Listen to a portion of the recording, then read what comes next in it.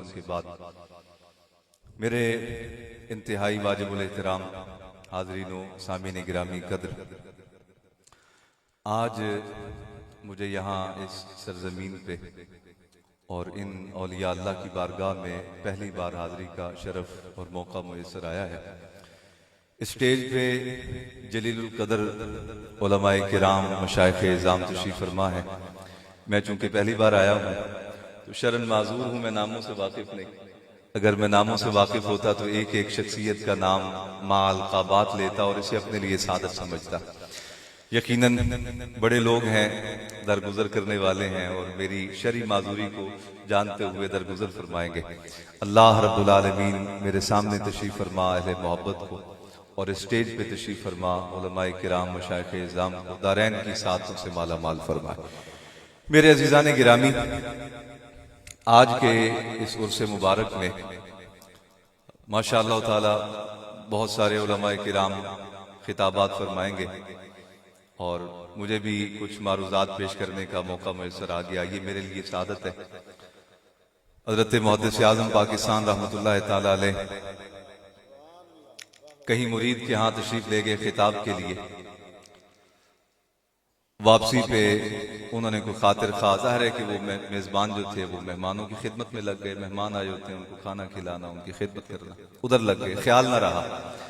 تو آپ دعا فرما کے اور تبرک تناول فرما کے اسٹیج سے نیچے اترے اور واپس آ گئے۔ تو خادم جو ساتھ تھا وہ واپسی پہ جب گاؤں سے باہر نکل آئے تو عرض کرنے لگا، حضور اتنا سفر کر کے ہم آئے ہیں اور درس ارشاد فرمایا آپ نے، اور یہاں سے آپ واپس جا رہے ہیں، تو یہ اتنا ہی کر دیتے، کم از کم کوئی ٹانگا، کوئی رکشہ، کوئی سواری یہاں لے آتے کہ آپ کے لیے واپسی جانا آسان ہو جاتا، آپ پیدل چل کے واپس آئے۔ تو اللہ کا وہ ولی اور سید عالم صلی اللہ علیہ وسلم کے دین کا حقیقی وارث رو پڑا، آنکھیں چھم چھم برسنے لگیں، کہا یار میں نے اپنے محبوب کا ذکر کیا آگے، کون ہے آج کے دور میں جو کسی کے محبوب کی بات سنے؟ کہا تو بھی کبھی اپنے محبوب کی بات کسی اور کو سنانا، دوسرے جملے پہ اگلا اکتا نہ جائے تو پھر کہنا ان کا تھوڑا احسان ہے ہم پر کہ ہمیں بلایا اور ہم سے ہمارے محبوب کی باتیں سنی ہیں۔ تو میرے عزیزان گرامی، یہ یقیناً سعادت ہوتی ہے اس طرح کی مجالس میں حاضر ہونا، علماء کے لیے بھی اور عوام الناس کے لیے بھی۔ اور جب صاحبان عرس کے مزار پہ ان کے عرس کے ایام میں بیٹھتے ہیں تو ہمارے مشائخ فرمایا کرتے تھے کہ جو انعامات ان پر برس رہے ہوتے ہیں اللہ رب العالمین اس میں سے حصہ عوام کو بھی عطا فرما دیتا ہے۔ میرے عزیزان گرامی، میں بہت طویل گفتگو نہیں کروں گا، 2-3 پوائنٹس ان پہ گفتگو کر کے اپنی گفتگو سمیٹ دوں گا، کیونکہ بہت سارے علماء یہاں میرے خیال ہے 2-3 مہمان تشریف لا چکے ہیں، تو وہ خطیب حضرات ہیں اور میں تو خادم آدمی ہوں، ان کی آپ گفتگو اور خطاب سنیں گے تو آپ کا روح روح انشاءاللہ عشق میں جھومے گا۔ سید عالم صلی اللہ علیہ وسلم کا جو دین ہے، اس دین کی بنیاد عشق ہے۔ نمازیں وہ لوگ بھی پڑھتے تھے جنہیں قرآن مجید میں منافق کہا گیا، اور ان کے متعلق قرآن مجید کی کئی آیات نازل کر دی گئیں۔ روزے وہ بھی رکھتے تھے جن کے متعلق اللہ رب العالمین نے منافقین کا ٹائٹل انہیں عطا کیا، یہ منافق ہے۔ زکوٰۃ وہ بھی دیتے تھے، حج وہ بھی کرتے تھے، اعمال صالحہ وہ بھی کرتے تھے۔ لیکن اسی سرزمین پہ کچھ لوگ ایسے بھی تھے کہ جو روزے بھی انہی کی طرح رکھتے تھے، نمازیں بھی انہی کی طرح پڑھتے تھے، زکوٰۃ، خیرات، معاملات اور احکام دین بھی اسی طرح اپناتے تھے جس طرح وہ منافقین۔ بلکہ سید عالم صلی اللہ علیہ وسلم نے جہاں خوارج کی نشانیاں بیان کی تو آقا علیہ السلام نے خارجیوں کا ذکر کرتے ہوئے فرمایا، دیکھو یہ ذوالخویسرہ جو حضور کی بارگاہ میں بیٹھا ہوا حضور پہ فتویٰ لگا رہا تھا، یا محمد اعدل اتق اللہ۔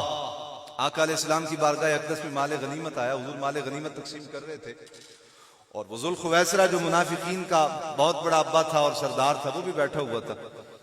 سید عالم صلی اللہ علیہ وسلم اب سرکار کرم نواز تھے، ماں کو پتہ ہوتا ہے، باپ کو پتہ ہوتا ہے میرے کس بیٹے کی حاجت اور ضرورت کتنی ہے، اور آقا علیہ السلام لوگوں کی ضروریات کے مطابق انہیں عطا فرما رہے تھے۔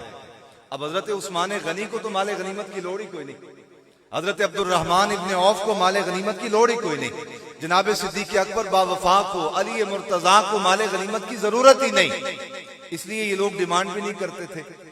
آقا علیہ السلام نے ضرورت کے مطابق جیسی جیسی صحابہ کی ضرورتیں تھیں، اس کو کسی کو 100 کسی کو 50۔ یہ بدبخت بیٹھا ہوا تھا اور کھڑا ہو گیا، کہنے لگا یا محمد اعدل اتق اللہ، آپ کی تقسیم برابر نہیں، کسی کو آپ زیادہ دے رہے ہیں کسی کو آپ تھوڑا دے رہے ہیں، آپ برابر تقسیم کریں۔ اور معاذ اللہ حضور کے بارے میں ایسا جملہ کہہ دیا، اتقوا اللہ سے ڈریں۔ سید عالم صلی اللہ علیہ وسلم کے چہرہ اقدس پہ جلال آ گیا، فرمایا بد نصیب آدمی، اگر میں نہیں اللہ سے ڈرتا تو بتاؤ اس روئے زمین پہ کون ہے اللہ سے ڈرنے والا؟ اگر میں عدل نہیں کرتا تو اس زمین پہ کون ہے عدل کرنے والا؟ آقا علیہ السلام کے چہرہ اقدس کا جلال دیکھا تو جناب عادل الاصحاب مزین المنبر والمحراب حضرت سیدنا عمر بن خطاب تلوار نکالی، عرض کی یا رسول اللہ آپ اشارہ فرمائیں اس بدبخت کی گردن اتار دوں۔ سید عالم نے فرمایا نہیں عمر، ابھی اسلام نیا نیا ہے، اگر آپ تلوار سے گردن اتار دو گے تو باہر خبریں جائیں گی کہ مسلمان آپس میں لڑ پڑے۔ وہ تو نہیں نہ جانتے کہ یہ منافق تھا، وہ کہیں گے مسلمان آپس میں لڑ پڑے اور ایک دوسرے کی گردنیں مارنے لگے۔ خیر گرما گرمی ہو گئی اور وہ مجلس سے اٹھ کے جانے لگا۔ جب چل پڑا تو آقا علیہ السلام نے صحابہ کو مخاطب کیا، کہا صحابہ دیکھو اس کی پیشانی پہ سجدے کا نشان ہے، سجدے اتنے طویل کرتا ہے کہ اس کی پیشانی پہ سجدوں کا نشان پڑ گیا، اور کہا تیبن دیکھو تو پنڈلیاں ننگی ہیں، کہا اس کی گردن دیکھو تو موٹی ہے، ساری نشانیاں بالتفصیل حضور نے بیان کر کے فرمایا صحابہ یہ ساری نشانیاں دیکھ لو، اس کی نسل میں سے ایک قوم آئے گی جو قوم میرے دین سے ایسے نکلی ہوگی جیسے تیر کمان سے نکل جائے تو واپس نہیں آتا۔ لیکن سنو دوسری بات یہ بھی ہے کہ جب وہ قرآن پڑھیں گے تو قرآن اتنا سونا پڑھیں گے یوں لگے گا جیسے آج قرآن نازل ہو رہا ہے۔ جب وہ عبادت کریں گے، قیام کریں گے، رکوع کریں گے، سجدے کریں گے تو تم ان کے رکوع، سجدے اور قیام اور عبادت اور نمازوں کو دیکھ کے اے صحابہ تم یہ گمان کرو گے، بعد والی امت نہیں، تم یہ گمان کرو گے اگر قیامت والے دن ایک جانب ان کی نمازیں رکھی گئیں اور ایک طرف صحابہ کی نمازیں رکھی گئی تو یہ برتری پا جائیں گے۔ کہا ان کی ظاہری عبادت اتنی ہوگی اور قرآن اتنا حسین پڑھیں گے یوں لگے گا قرآن نازل ہو رہا ہے، لیکن قرآن ان کے حلق سے نیچے نہیں اترے گا، رب ان کا رکوع، سجدہ اور قیام قبول نہیں کرے گا۔ سبب کیا ہے؟ کہا ان کے دامن میں عبادت کی خیرات تو ہوگی، عشق رسول کی خیرات نہیں ہوگی۔ عبادت ہوگی ان کے دامن میں، نمازیں ہوں گی، حج ہوں گے، زکاتیں ہوں گی۔ پتہ چلا علامہ صاحب ہر چوتھے مہینے جا رہے ہیں عمرہ کرنے، حضرت صاحب آج تبلیغی سفر پہ نکلے ہوئے ہیں، حضرت صاحب آج مجاہدے کروا رہے ہیں۔ ہمارے وہاں قریب لاہور میں ایک حکیم صاحب ہیں، آج کل وہ بڑے روحانی عامل بن گئے، وہ ہر روز ادھر نے اجتماع بلایا ہوتا ہے، 1400-1500 بندہ جمع کر لیتے ہیں اور وہاں تسبیحات پڑھواتے ہیں۔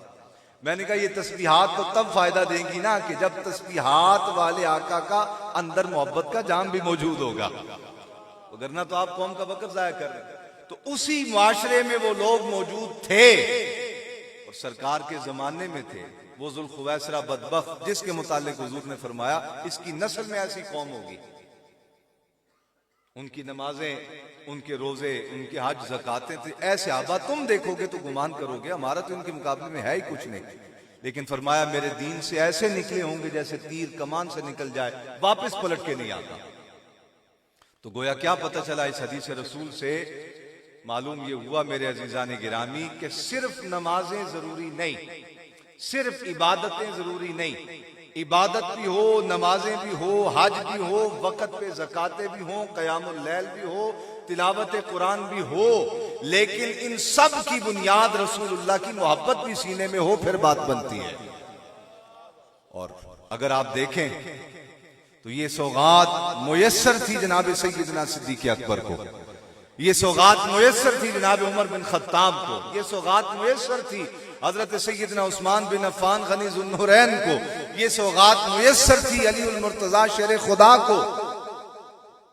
اسی وجہ سے اللہ رب العالمین نے ان کی شانیں اتنی بلند کر دی کہ قیامت تک امت کے تمام اولیاء اوتاد ابدال جمع بھی ہو جائیں تو اس مقام کی گرد راہ کو نہیں پہنچ سکتے جسے شرف صحابیت کہا جاتا ہے، اور وہ محبت رسول کی بنیاد پہ تھا، اعمال کی وجہ سے نہیں۔ اعمال بھی ضروری ہیں۔ ہمارے ہاں بعض اوقات ہماری قوم جب ہم اس طرح کی بات بیان کرتے ہیں تو وہ یہ سمجھتے ہیں کہ نمازیں ضروری نہیں، نمازیں ضروری ہیں، عبادتیں ضروری ہیں، نماز کے بغیر کوئی مومن کا چارہ نہیں، اس لیے کہ آقا علیہ السلام نے ارشاد فرمایا صحابہ مومن اور کافر کے درمیان جو فرق کرنے والی چیز ہے وہ نماز ہے۔ اب داڑھی میری بھی ہے، داڑھی ایک سکھ کی بھی ہے، دستار میں نے بھی باندھ رکھی ہے، دستار ایک سکھ نے بھی باندھ رکھی ہے، پنجابی میں بھی بولتا ہوں، پنجابی ایک سکھ بھی بولتا ہے، اسی روئے زمین کا رہنے والا میں بھی ہوں، اسی سرزمین پہ رہنے والا سکھ بھی ہے۔ کیسے پتا چلے گا کہ یہ سکھ والی پگڑی اور مسلمان والی پگڑی فرق کیا ہے؟ پتا تب چلے گا جب یہ پگڑی اللہ کے حضور جھکی ہوئی نظر آئے تو سمجھ لو کہ یہ مسلمان کی پگڑی ہے، یہ داڑھی مسلمان کی ہے۔ نماز کے بغیر گزارا نہیں۔ حضرت محدث علی پوری پیر جماعت علی شاہ صاحب رحمۃ اللہ تعالی علیہ تلقین فرمایا کرتے تھے لوگوں کو، آنے والوں کو، زائرین کو، مریدین کو، اہل محبت کو، کہ بیلیو جان جاتی ہے تو جائے نماز نہ جائے۔ ہمارے بزرگوں کا یہ مشرب تھا، نماز کی اتنی پابندی، لیکن نماز کام تب آتی ہے جب عشق رسول کا جام ساتھ ہو اس کے۔ سید عالم صلی اللہ علیہ وسلم نے اس کیفیت کو خود بیان کیا، کہا دیکھو تم دیکھو کہ جب کوئی بندہ کسی ہستی کا کثرت کے ساتھ ذکر کرنے لگ گیا ہے، من احب شیئا اکثر ذکرہ، کسی ہستی سے اسے محبت ہو گئی اور وہ اس کا ذکر کثرت کے ساتھ کرتا ہے۔ ہمارے اساتذہ میں سے حضرت عبداللطیف جلالی رحمۃ اللہ تعالی علیہ بہت بڑے بزرگ تھے اور شیخ الحدیث تھے، ان کے سامنے کوئی اور بندہ بھی سرکار کا نام لیتا تو فوراً کہتے صلی اللہ علیہ وسلم۔ نہیں توجہ فرمائی آپ نے بیلیو، اللہ کا کوئی نام لیتا تو فوراً کہتے اللہ جل مجدہ الکریم۔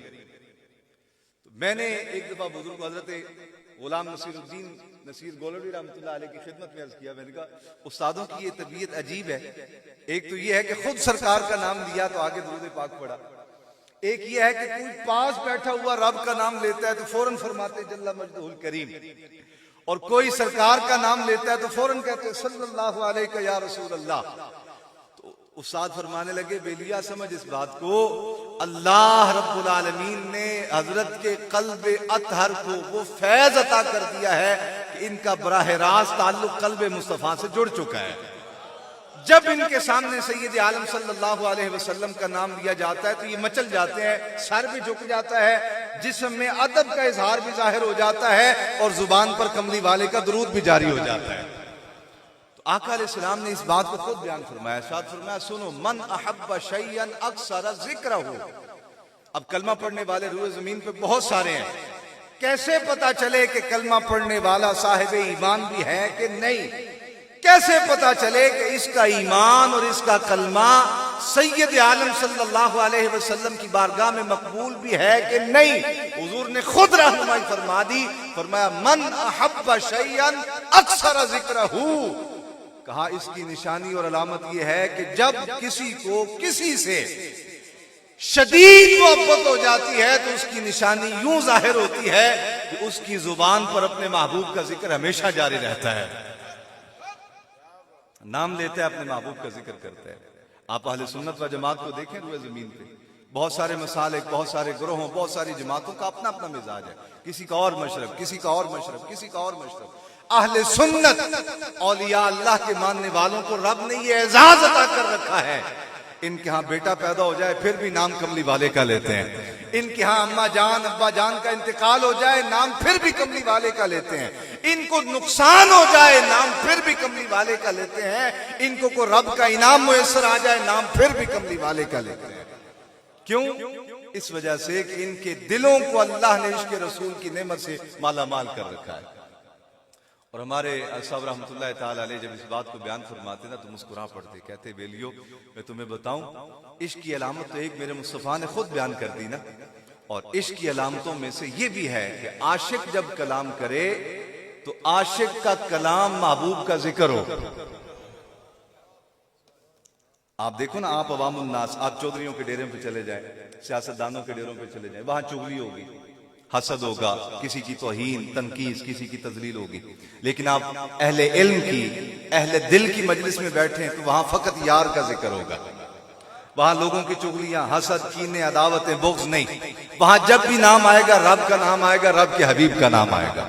اور یہی وجہ ہے جو دنیا میں کینہ، حسد، عداوت، بغض پالتے رہتے ہیں، مرنے کے بعد لوگ ان کی قبروں پہ مٹی ڈالتے ہیں، بھول جاتے ہیں. اور جن کی زندگی احد احد اور احمد احمد کرندے گزر جاتی ہے، اللہ رب العالمین انہیں نہ ختم ہونے والی زندگی بعد از وصال بھی عطا کر دیتا ہے. دنیا کے بادشاہ دنیا سے جاتے ہیں، تذکرے ختم ہو جاتے ہیں. اللہ کے ولی اور سرکار کے عاشق دنیا سے جاتے ہیں، ان کی قبریں بھی لوگوں کے دلوں پہ راج اور حکومت کرتی نظر آتی ہیں.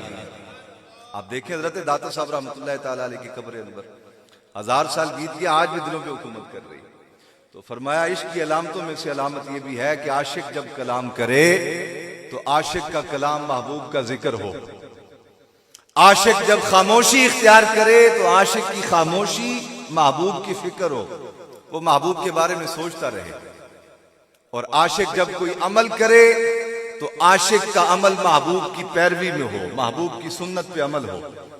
اور ایک مسلمان سے اللہ رب العالمین کے دین کا اور کتاب اللہ قرآن مجید کا یہ تقاضا ہے کہ اے کلمہ پڑھنے والے، تو جب بولے تو تیرا کلام میرے محبوب کی اتباع میں نظر آئے. جب تو خاموشی اختیار کرے تو تیری خاموشی میں میرے محبوب کا خیال رہے. اور جب تو کوئی عمل کرے تو تیرے کردار میں کملی والے آقا کے کردار کی جھلک نظر آئے. حضرت سیدنا صدیق اکبر رضی اللہ تعالیٰ عنہ اور دیگر صحابہ اکرام، آقا علیہ السلام نے ایک مجلس مبارکہ میں بیٹھے ہوئے ارشاد فرمایا، صحابہ مجھے 3 چیزیں بڑی پسند ہیں، بڑی محبوب ہیں. طبیعت مبارکہ میں بات آ گئی، حضور نے اپنی خواہش کا اظہار فرمایا. آپ بھی بیٹھے ہوتے ہیں اپنے دوستوں میں، جب کوئی بات آ جاتی ہے طبیعت میں اس کا اظہار کرتے ہیں. آقا علیہ السلام کے یہ اولین صحابہ حضور کی مجلس میں بیٹھے ہیں. سید عالم صلی اللہ علیہ وسلم کی طبیعت مبارکہ میں خیال آیا 3 چیزوں کے متعلق. حضور نے اس کا اظہار فرما دیا. اے صحابہ، فرمایا مجھے 3 چیزیں بڑی پسند ہیں. صحابہ متوجہ ہوئے، یا رسول اللہ کون سی؟ فرمایا وہ 3 چیزیں: خوشبو، نیک بیوی اور میری آنکھوں کی ٹھنڈک نواز. دہرا لیں، خوشبو یہ سنت ہے، لگایا کریں. اور اس ماہ مقدس میں خاص طور پہ اپنے پاس رکھا کریں. جب مسجد میں نماز کے لیے جائیں سب سے پہلے اپنے امام کو پیش کریں، اپنے عالم دین کو پیش کریں. جو بزرگ وہاں بیٹھے ہوں، نیک سارے لوگ، ان کی خدمت میں پیش کریں. خوشبو فرمایا مجھے پسند ہے. دوسری بات، نیک بیوی. ہم میں سے ہر بندہ چاہتا ہے کہ میرے گھر میں آنے والی خاتون نیک ہو، اچھی ہو، پارسا ہو، صاحب کردار ہو. لیکن کیا ہماری توجہ اپنی اولاد کی تربیت پر بھی ہے ایسی کہ نہیں؟ یہ ایک سوال ہے. آقا فرماتے ہیں مجھے نیک بیوی پسند ہے. اور نیک بیوی کے لیے پہلے نیک باپ کا ہونا ضروری ہے. اگر باپ نیک نہیں ہے، وہ فلمیں دیکھتا ہے، ڈرامے دیکھتا ہے، نافرمانیاں کرتا ہے، گھر میں بے نمازی رہتا ہے، گالم گلوچ کرتا ہے، حرام مال گھر میں لاتا ہے، بدگمانیاں، بدخوئیاں، بدکلامیاں گھر میں اولاد کے سامنے کرتا ہے، تو اس کی اولاد نیک ہو نہیں سکتی. اور جوان ہونے کے بعد وہ شوہر کی صورت میں آئے یا بیوی کی صورت میں آئے، وہ صاحب کردار نہیں ہو سکتی. تو نیک بیوی، نیک اولاد ہونے کے لیے آپ اور مجھے، ماں باپ کو نیک ہونا پڑے گا. حضور کی طبیعت مبارکہ میں بات آئی، آقا علیہ السلام نے ارشاد فرما دی، اور اس میں میرے اور آپ کے لیے تربیت بھی ہے کہ مومن کو بدبودار نہیں ہونا چاہیے. مومن جہاں سے گزرے اس کے جسم کی خوشبو بتائے کہ یہاں سے کوئی کملی والے آقا کا غلام گزرا ہے. خوشبو ہونی چاہیے، لباس اجلا صاف ستھرا ہونا چاہیے. آپ علماء کو دیکھیں اور لطف آ جاتا ہے ان کی شخصیتوں کو دیکھ کے.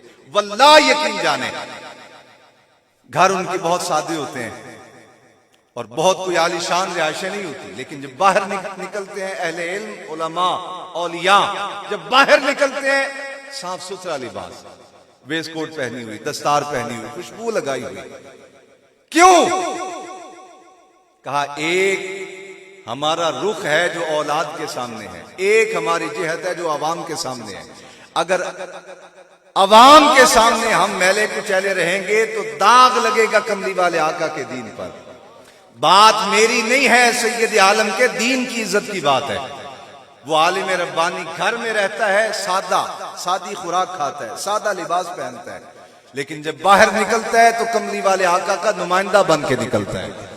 اور مسلمان کو ایسا ہونا چاہیے کہ جب باہر نکلے خوشبو لگا کے نکلے، اچھا لباس، اجلا، صاف ستھرا، وضو کر کے نکلے گھر سے۔ یہ کوئی طریقہ نہیں ہے بے وضو باہر پھرنے کا، منہ میں سگریٹ ہے، تمباکو ہے اور جناب گٹکا ڈالا، یہ مسلمان کی شان نہیں ہے۔ آقا فرماتے ہیں خوشبو مجھے پسند ہے، معلوم ہوا جو خوشبو لگاتا ہے سرکار کی نظروں میں آ جاتا ہے۔ فرمایا صحابہ مجھے 3 چیزیں پسند ہیں، خوشبو، نیک بیوی، میری آنکھوں کی ٹھنڈک نماز۔ سید عالم صلی اللہ علیہ وسلم نے جب یہ 3 چیزیں بیان فرمائی، حضور کی اپنی طبیعت مبارکہ تھی، بیان فرما دی۔ اب عاشقوں کے پیشوا بیٹھے ہیں صدیق اکبر، ہاتھ جوڑے کھڑے ہو گئے، عرض کی یا رسول اللہ اگر اجازت ہو تو میں بھی بات عرض کر لوں۔ نعرہ تکبیر، نعرہ رسالت، نعرہ رسالت۔ ماشاءاللہ آپ خیریت نہ تشریف رکھیے، توجہ جناب۔ حضور کی اپنی طبیعت مبارکہ تھی، 3 باتیں حضور نے ارشاد فرمائی۔ سید عالم صلی اللہ علیہ وسلم کی یہ بات سن کے صحابہ کرام میں سے صدیق اکبر اٹھے، عرض کی یا رسول اللہ اگر آپ اجازت مرحمت فرمائیں تو میری بھی 3 خواہشیں ہیں، میں بھی عرض کر دوں۔ آقا علیہ السلام 4 بھی کہہ سکتے تھے، لیکن محبوب کی اتباع میں کہا یا رسول اللہ آپ نے 3 کہا ہے تو پھر میری بھی 3 ہی ہیں۔ حضور خواہش ہے عرض کر دوں آپ کی خدمت میں؟ فرمایا بولو۔ یا رسول اللہ اولاً میری خواہش یہ ہے کہ رب مجھے نگاہ عطا کیے رکھے، میں آپ کے مکھڑہ بددعا کا دیدار کرتا رہوں۔ اللہ مجھے مال عطا کرتا رہے، میں آپ کے قدموں پہ نچھاور کرتا رہوں، اور رب مجھے بیٹی عطا کرے، میں کملی والے آقا کی خدمت میں دے دوں۔ میرے اصحاب رحمت اللہ تعالیٰ علیہ اس جملے کو جب بیان کرتے تو مچل جاتے، رو پڑتے، آنکھوں سے آنسو جاری ہو جاتے۔ کہا صدیق اکبر نے ہاتھ جوڑ کے پنجابی میں کہا کرتے، کہا عرض کی سونیا دھی میری ہوگے، ابو بکر دی خواہش ہے کہ عزت تیری ہوگے، مال میرا ہوگے، نثار تیرے ہوگے، سونیا اکھ میری ہوگے، زیارت تیری ہوگے۔ اقبال نے بھی اسی لیے تڑپ کے کہا پروانے کو چراغ ہے، بلبل کو پھول بس، پروانے کو چراغ ہے، بلبل کو پھول بس، صدیق کے لیے ہے، خدا کا رسول بس صدیق کے لیے ہے، خدا کا رسول بس۔ میرے عزیزان گرامی، ایک بات تو میں اپنی ساری گفتگو کے خلاصے کے طور پہ عرض کر دوں، اپنے دلوں کو عشق رسول کی گرمی سے بیدار رکھو۔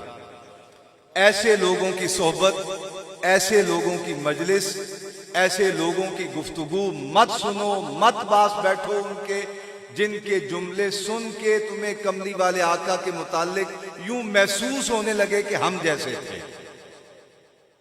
ایسے لوگوں کی صحبت اپناؤ جن کی صحبت میں بیٹھ کے، جن کا کلام سن کے، جن کی مجلس میں بیٹھ کے تمہیں یہ یقین پیدا ہو جائے کہ میرے آقا کو رب نے یہ شان عطا کی تھی، پنگھوڑے میں بھی میرے آقا انگلی اٹھاتے تو چاند رقص کرتا ہوا آگے چلا جاتا۔ حضرت عباس رضی اللہ تعالیٰ نے فرمایا میں نے دیکھا سید عالم صلی اللہ علیہ وسلم حضور پنگھوڑے میں ہے، بالکل نو عمری کی عالم پنگھوڑے میں ہے، اور میں نے دیکھا میرا محبوب جس طرف انگلی اٹھاتا ہے چاند بھی اسی طرف دوڑتا ہوا چلا جاتا ہے۔ ایسے لوگوں کی مجلس، اور وہ اہل سنت و جماعت کے علماء ہیں، اولیاء اللہ، ان پاکیزہ لوگوں کی مجلس میں بیٹھو، اور ایسے لوگوں کے کلپ سننا، ان کی مجلس اختیار کرنا، ان کی گفتگو میں بیٹھنا، ان کی مجلس میں بیٹھنا چھوڑ دو جن کی مجلس میں بیٹھ کے تمہیں لگے کہ معاذ اللہ ہم جیسے تھے۔ وہ ہم جیسے نہیں تھے، وہ کڑوے کنویں میں لعاب دہن کے چند قطرے ملاتے تھے. آپ ڈال دیں میں ڈال دوں تو زہر پیدا ہو جائے, بیماریاں پیدا ہو جائیں, جراثیم پیدا ہو جائیں. رب نے انہیں اتنی شفائیں عطا کر رکھی تھی, کڑوے کنویں میں محبوب چند قطرے لعاب دہن کے ڈال دیتے, رب محبوب کی زبان سے لگے ہوئے چند قطروں کی برکت سے پورے کا پورا کنواں میٹھا فرما دیا کرتا تھا. وہ ہم جیسے نہیں تھے, وہ انگلی اٹھاتے تھے چاند کے 2 ٹکڑے ہو جایا کرتے تھے. وہ ہم جیسے نہیں تھے, وہ آنکھ حضرت قتادہ کی تلی پر ہوتی تھی, وہ محبوب اپنی زبان کا لعاب لگا کے جوڑ دیتے تھے. قتادہ کہتے ہیں وہ جو آنکھ پیدائشی تھی کبھی کبھار بعد میں بھی دکھا کرتی تھی, جو آنکھ مصطفیٰ کی لعاب کی برکت سے درست ہوئی اس میں دوبارہ کبھی نہ ورم آیا, نہ تکلیف آئی, نہ درد آیا. وہ ہم جیسے نہیں تھے, وہ بے مثل و بے مثال تھے. اور میں اختتامی جملہ کہوں, عمل کی توفیق اسے ہی ملتی ہے جس کے دل کو کملی والے آقا کے قلب اطہر کا فیض نصیب ہوتا ہے. وگرنہ بڑے بڑے علماء ہم نے وہاں کعبۃ اللہ میں بھی دیکھا, سامنے ہوٹل ہے اور بہت بڑا خطیب ہے, بہت بڑا عالم ہے, بہت بڑا پیر ہے, پاکستان میں ہزاروں مرید ہیں اس کے, سامنے کعبۃ اللہ اور نماز نہیں پڑھتا. زوال کے وقت سویا, میں نے خود دیکھا, زوال کے وقت سویا اور عصر کے بعد اٹھا. علم ہے, گدی ہے, پگڑی ہے, گاڑی ہے, سب کچھ ہے, عمل کی توفیق نہیں. کیوں؟ قلب مصطفیٰ سے تعلق نہیں. اور بندے کا قلب مصطفیٰ سے تعلق ہو, گاؤں میں بھی رہنے والا ہو, نام شیر محمد ہو, ایک نماز اس امام کے پیچھے, ایک اس امام کے پیچھے, ایک اس امام کے پیچھے. کہا آپ ایک مسجد میں نماز کیوں نہیں پڑھتے؟ کہا سارے علماء کی زیارت بھی ہو جاتی ہے, اللہ کے سارے گھروں کی زیارت بھی ہو جاتی ہے. میرے عزیزان گرامی, میں بولتا رہوں گا اور میرے مہمان جو تشریف فرما ہے ان کی حق تلفی ہوتی رہے گی. میں اپنے جملوں کو سمیٹتا ہوں. اللہ رب العالمین آپ سب کو دارین کی ساتھیں عطا فرمائے اور تمام علماء کو اللہ اپنے دین کی خدمتوں سے مالا مال فرمائے. وآخر دعوایا ان الحمدللہ رب العالمین.